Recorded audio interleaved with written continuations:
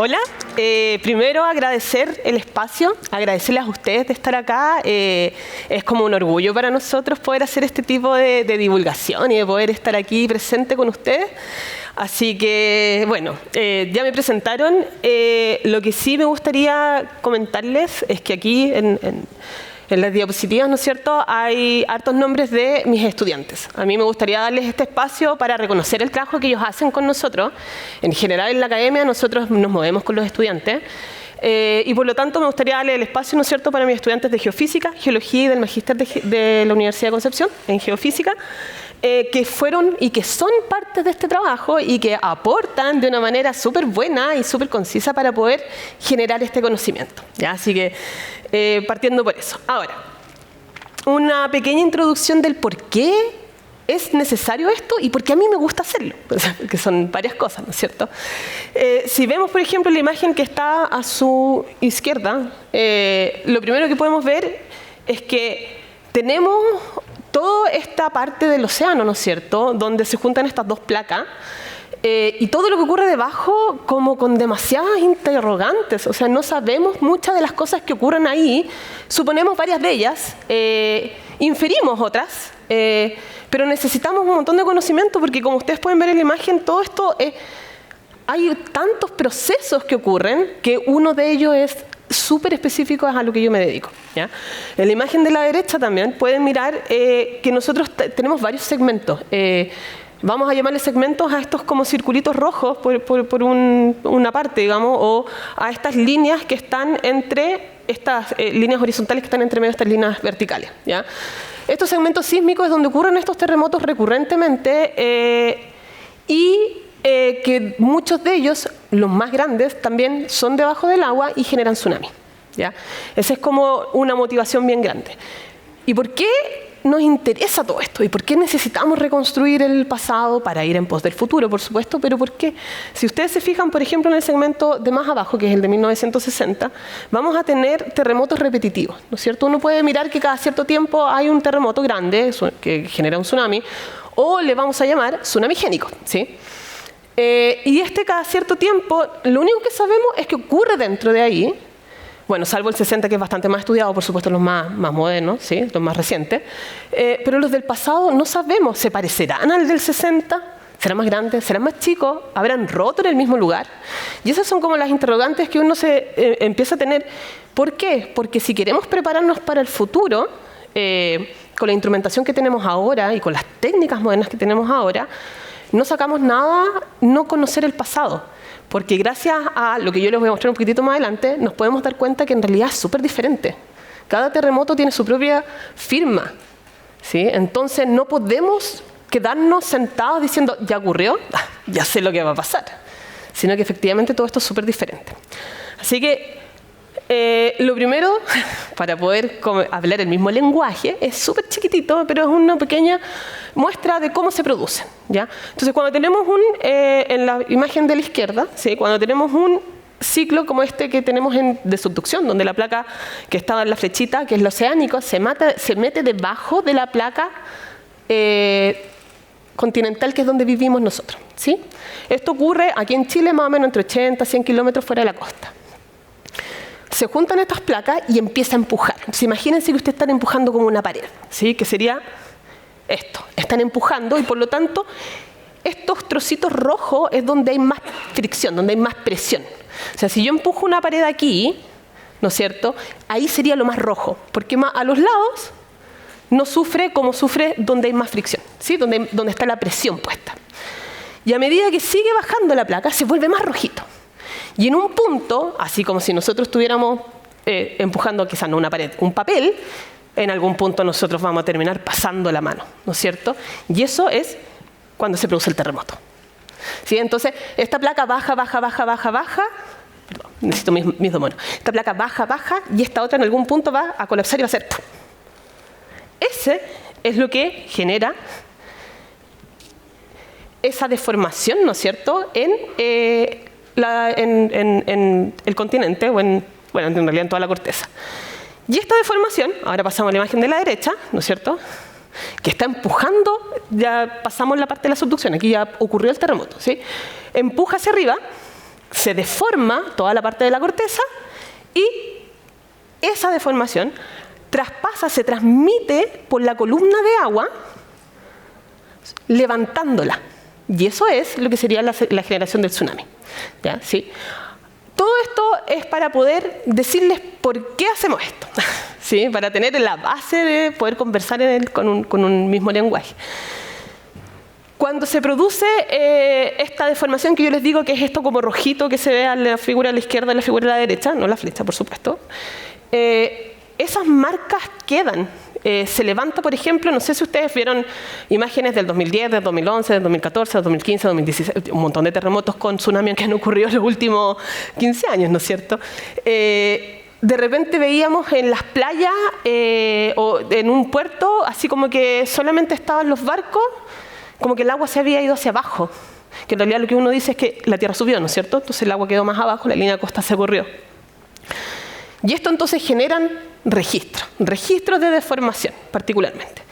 Y lo mismo ocurre con la imagen de la derecha, ¿no es cierto? Cuando tenemos el tsunami va a recorrer va a llegar a distintas localidades, que también lo hemos visto en los mismos terremotos y tsunamis que hemos hablado recién, y van a llegar entonces a distintos lugares y también van a dejar un registro. Y esto lo conocemos, ¿no es cierto? Y podemos mirarlo ahora en los mareógrafos o podemos mirarlo en los distintos instrumentación que tenemos, pero en el pasado quedaban. ¿Y cómo quedaban? Entonces vamos a ver algunas firmas. ¿Sí? Al lado, me cuesta un poco, los miro al revés, al lado izquierdo de la presentación vemos este patrón cerdo rojo-azul, que es el mismo que está como si hubiese sido un corte. Entonces literalmente cuando hacemos esto, parte se levanta, parte se baja, ¿no es cierto? Porque la masa tiene que quedar en alguna forma, no es como que, o sea, si levanto en un lado, tiene que venir de alguna parte, así que va a bajar en el otro, ¿sí? Y eso es lo que ocurre entonces en esta corteza, y podemos verlo a la derecha algunas imágenes que nos muestran. Por ejemplo, las imágenes más modernas, entre comillas, de arriba, son la isla Santa María, donde uno puede ver en la imagen de la izquierda, ¿no es cierto?, que antes había mar y luego del terremoto subió, y en esa pequeña imagen de la derecha se ve que ya el mar no llega en la misma zona. ¿Sí? Entonces ahí tenemos un alzamiento, eso se llama, ¿no es cierto?, subió. Después tenemos que quedan registros, por ejemplo, Darwin miró que quedaban unos organismos que solamente sobreviven en el agua y que cuando no tienen agua se vuelven blancos y quedan marcaditos en las rocas. Entonces uno puede decir como, aquí antes había agua y ahora esto subió. ¿Sí? El dibujo de la derecha es un dibujo hecho por Darwin en Concepción para 1835. Entonces nosotros buscamos registros de todo tipo. Registros como, por ejemplo, en Tubul, que uno puede ver las líneas de costas diferentes, mostrado por los distintos personas que han hecho los terrenos, ¿no es cierto? Buscamos dónde se han levantado estos bichitos, ¿no es cierto?, que quedan marcados.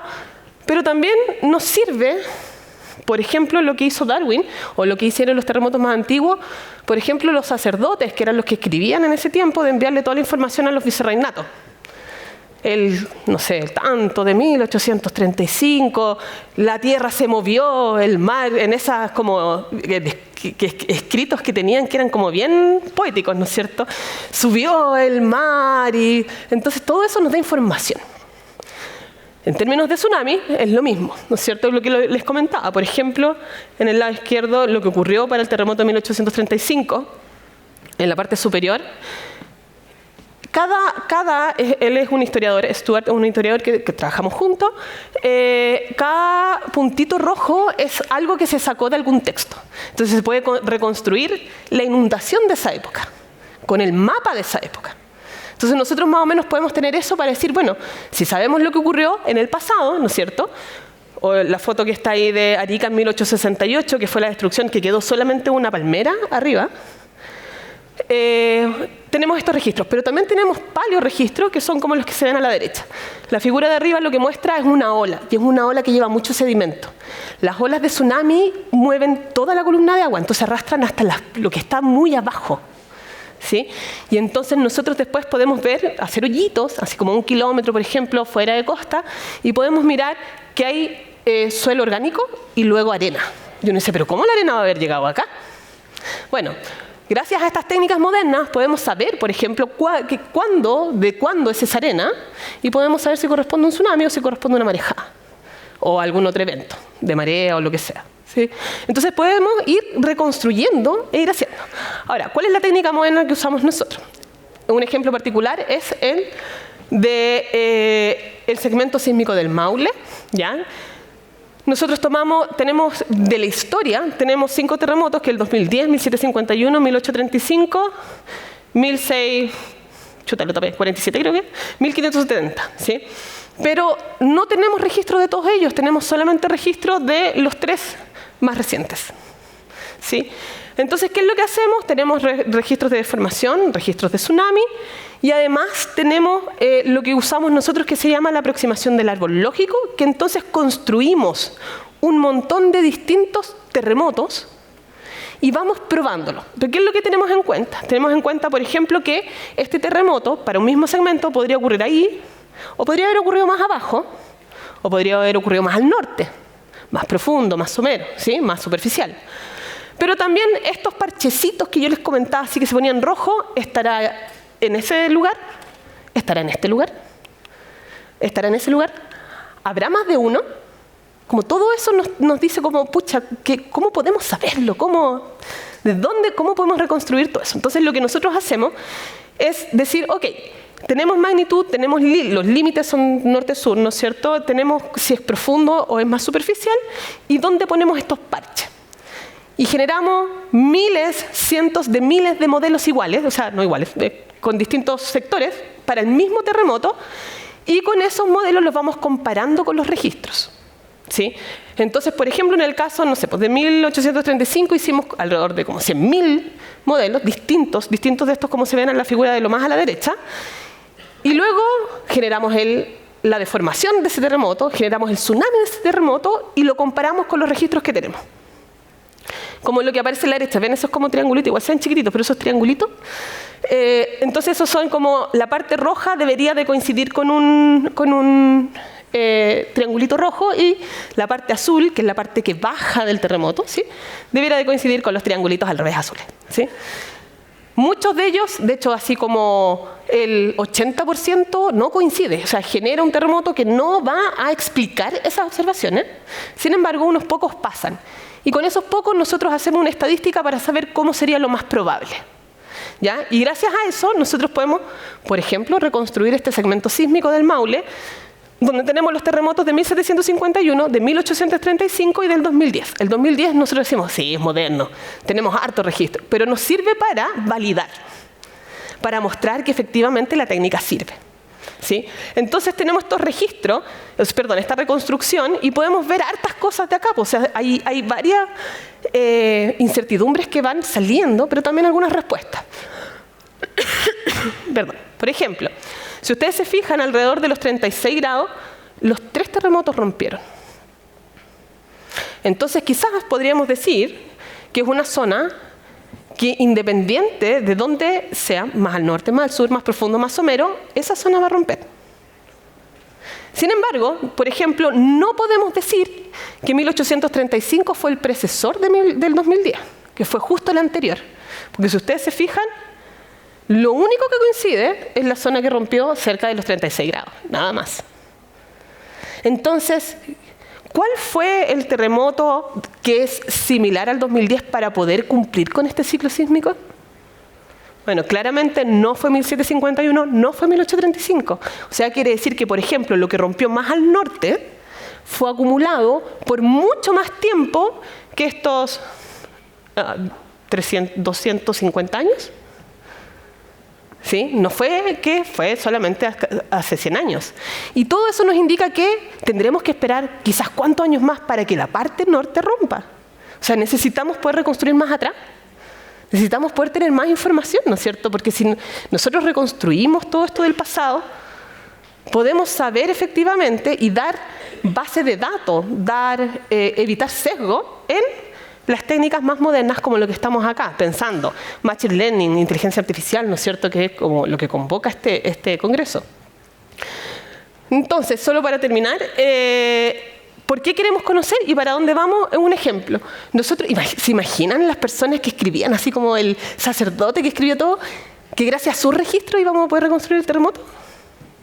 Bueno, ahora, si nosotros nos fijamos bien, tenemos, aquí estoy mostrando los mareógrafos del CHOA actualmente, los GPS, los sismómetros y los acelerógrafos del Centro Sismológico Nacional. Ojo que ahí faltan los de Isla de Pascua, pero si no me queda, se iba la imagen para cualquier lado.